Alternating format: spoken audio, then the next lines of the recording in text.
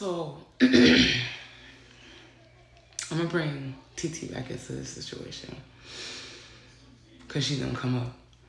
So, like I said, Tete was the type of person, like, I don't know what her obsession was about me, but she just like, I mean, I want to think in the beginning it was like, um, it was good intentions, but after a while, I felt like it wasn't. So mind you, around this time too, there's a tattoo shop that has $20 deals on piercings. So I always wanted my nose real pierced, but because I kept going to all these jobs where you couldn't have facial piercings, because when I first moved to Tampa, I always had my nose pierced, but then I started working at Adventure Islands and you couldn't have your nose pierced. And then it had closed, so I never tried to get it re-pierced because all the jobs I was having, you couldn't have facial piercings. So now that I was home and I'm thinking I'm going to be home for a while, so I ended up getting my nose re-pierced. And it was 2 for $20, so I was like, okay, my ears already pierced, my nose already pierced, what else do I want to pierce? Because they had certain where it was 2 for $20, so I was like, oh, the tongue, and I never had my tongue pierced, so I ended up getting the snake eyes, and oof, that first week, the first couple of days, I'm gonna say, yeah, it was 4 or 5 days, I had to drink protein shakes because I could not eat nothing. When I say I couldn't eat nothing, because the piercing was just still swollen and it was hard for me to get used to.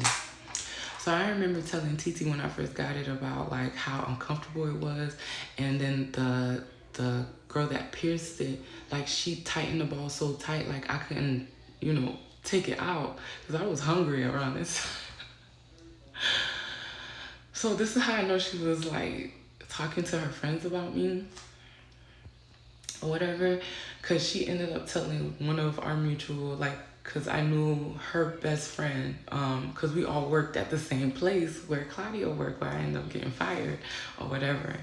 So she was like, oh, I talked to Jay about it, and she said, you just need gloves and stuff like that. And at the back of my head, I'm like, why are you, I didn't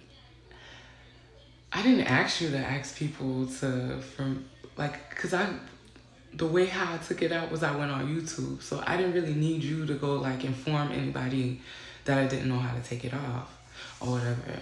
And then she would tell me about how she started going out. She had her nurse friend and then that worked at the same hospital that I worked at. But she worked in a different, like, I think she worked in Riverview or something like that. I worked for the one in Tampa. And then she had this one psychology friend that she talked to, I guess she talked to a lot, who ended up creating like this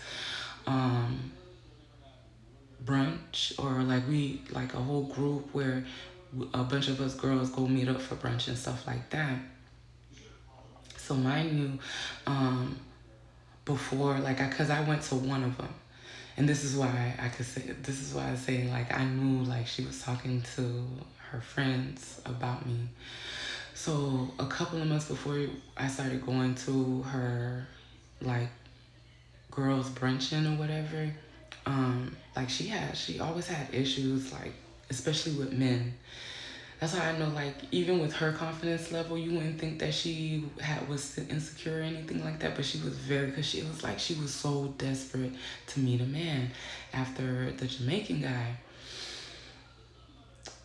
And she also started content creating because of Peach McIntyre. Mind you, we used to talk about Peach all the time because, of course, Peach had her business all over the internet, but one thing we did agree on was like how she's doing it and how much money she was making, because of course Peaches was telling you how much she was making all the time.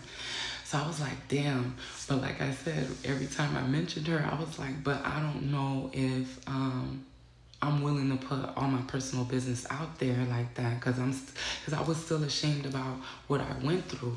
And Tete was the one, like, she was like, well, you need to start you need to start content creating, like, because you can cook and then you can make content about your autistic daughter. And then she's like, especially you got, you're a woman with 6 kids, you got a lot of stuff that you can make your content creating off of. And she was like, she's gone to a lot of Peaches, when Peaches would promote her classes and stuff like that. And I think she had like a peach patch where she would like on Facebook. Like I said, I was just getting into TikTok, so I wasn't really heavy on TikTok around this time. So she was saying how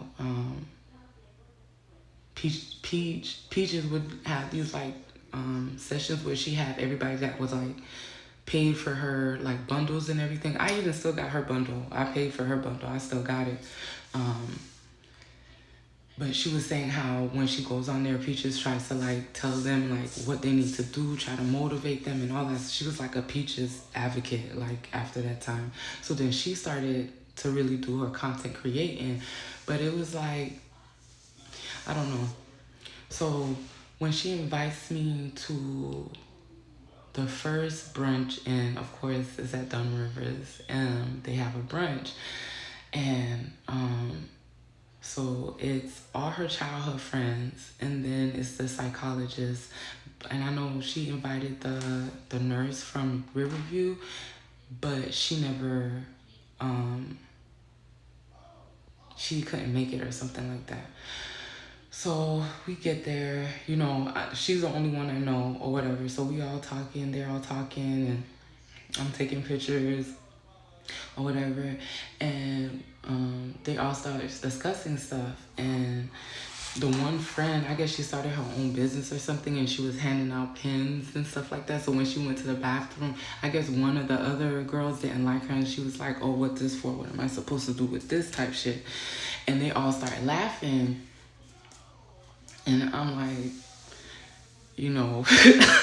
I'm already peeping this out.